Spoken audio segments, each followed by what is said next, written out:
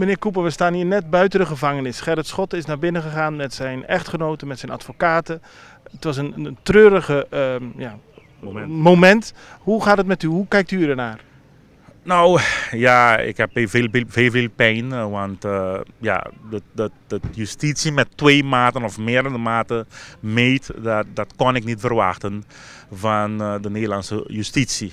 Ik dacht echt dat de Hoge Raad wat evenwichtiger zou kijken naar deze zaak, maar het blijkt dat ze ook onder de invloed zijn van politiek Den Haag. Dat is mijn persoonlijke opinie en dan zeg ik dat ook, want de Schotten heeft niks gedaan wat ze hem nou heeft veroordeeld. Trouwens, hij is onschuldig, zegt u? Ja, natuurlijk. Wanneer ik zeg dat ze met 2 maten meten, dat bedoel ik dat recentelijk een zekere Van Rij van de VVD, ex-wethouder, die is veroordeeld in de hoger beroep voor ambtelijke corruptie, witwassen en weet ik veel wat meer. En hij krijgt dan alleen maar 12 maanden voorwaardelijk, dus hij hoeft niet de bak in. En meneer Schotten, dezelfde was hem veroordeeld. En hij die krijgt 3 jaar gevangenisstraf. Ook erger nog. Hij kan niet op een lijst komen voor 5 jaar om erop te stemmen. Hij kan ook niet stemmen. Dus het is echt krankzinnig. Te veel krankzinnig. En ik heb het niet gezegd. Er is een professor, ik weet de naam niet, maar gisteren hebben ze mij opgestuurd.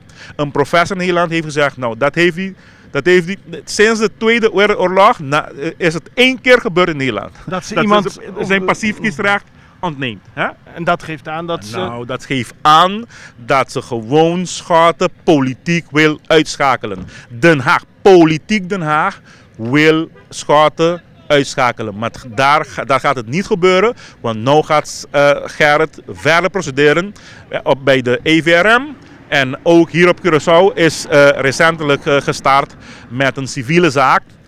Dat hij dan, de meneer Pelicano, dat is ook iets...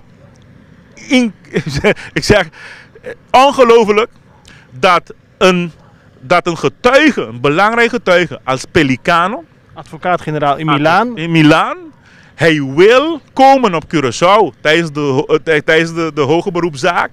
Hij wil voor de rechter zijn verhaal vertellen, de echte verhaal van zijn mond. En hier zeggen ze nee, je kan niet komen. Dus daarom in de civiele zaak, als dat niet gebeurt, dan gaat dingen gebeuren op Curaçao.